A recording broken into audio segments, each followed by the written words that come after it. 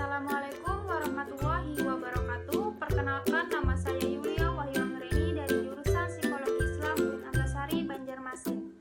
Di sini saya ingin menjelaskan tentang pemahaman jiwa menurut Fakhruddin Ar-Razi. Nama lengkap beliau adalah Abu Abdullah Muhammad bin Umar bin Husain bin Hasan bin Ali At-Taimi Al-Bakri Al-Tibristani. Beliau lahir pada tanggal 25 Ramadan 544 Hijriah di Jibal Rai, Tabaristan, Irak. Beliau merupakan salah seorang ensiklopedis Islam terbesar di sepanjang masa. Sebagian kalangan bahkan menganggap beliau sebagai argumentator Islam atau hujatul Islam setelah Imam Al-Ghazali. Beliau menguasai berbagai disiplin keilmuan baik di bidang ilmu-ilmu sosial maupun bidang-bidang ilmu alam. Ar-Razi juga seorang sastrawan, penyair, ahli fikih, ahli ilmu kalam, seorang dokter medis, dan sebagainya.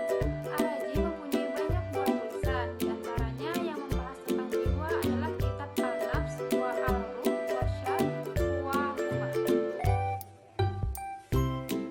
Fakhruddin Ar-Razi mendefinisikan jiwa sebagai suatu substansi yang berbeda dengan badan, terpisah secara esensial dan bergantung dengannya secara pengaturan dan induksi.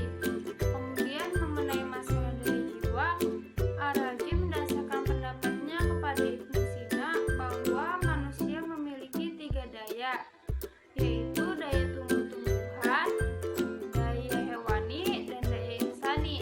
Daya tumbuh-tumbuhan berhubungan dengan daya makan, tumbuh, dan berkembang biak. Daya hewani berhubungan dengan gerak dan daya menangkap. Sedangkan daya insani pada manusia merupakan daya berpikir yang memiliki 2 daya, yaitu daya praktis dan daya teoritis. Ketiga daya tersebut melakukan aksinya dan daripadanya dimiliki oleh persepsi.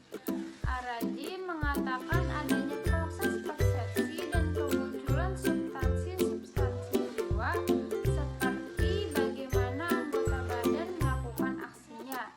Daya-daya tersebut melakukan aksinya dan padanya terhubung satu dengan yang lainnya. Kemudian mengenai tingkatan jiwa, Ar-Razi membagi 3 macam tingkatan, yaitu tingkatan yang pertama adalah tingkatan tertinggi, yang dimana jiwa manusia yang berorientasi kalam ilahi. Tingkatan kedua atau tingkatan pertengahan adalah jiwa manusia yang terkadang mencapai tingkat yang tertinggi dan terkadang mencapai tingkat yang terendah. Tingkatan yang ketiga adalah tingkatan yang paling rendah, di mana jiwa manusia yang sibuk mencari kesenangan-kesenangan dunia.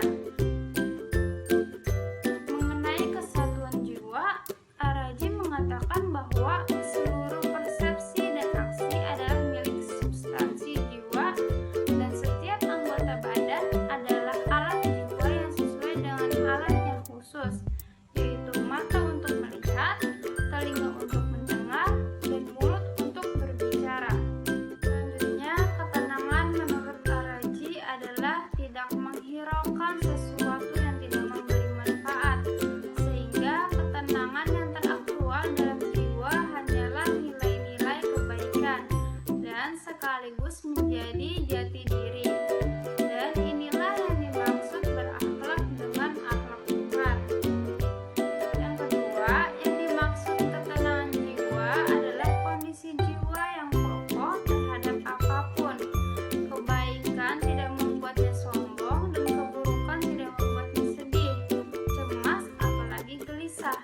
Sehingga dapat dikatakan bahwa jiwa yang tenang adalah jiwa yang kokoh pada realnya sendiri. Yang ketiga, yang menjadi elemen ketenangan jiwa ada 7, yaitu iman yang membuatnya percaya pada kekuatan yang tak terbatas, zikir yang mengingatkan nikmat yang tak pernah putus, tobat yang menata hidupnya untuk lebih baik, Al-Quran yang menuntutnya pada jalan ketenangan, doa yang memberinya sebuah harapan, ikhlas yang memberinya ketabahan, dan tawakal yang memberinya tempat untuk bersandar.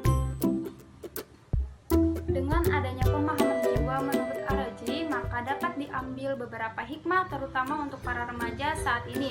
Di antaranya, hikmah yang pertama adalah ketika para remaja mempergunakan akhlaknya dengan baik,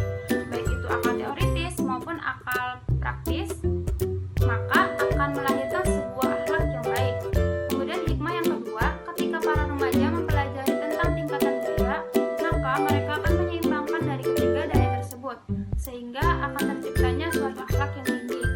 Kemudian hikmah yang ketiga, pada saat ini remaja dipengaruhi oleh modernitas sehingga para remaja mengalami adanya krisis moralitas dan spiritualitas.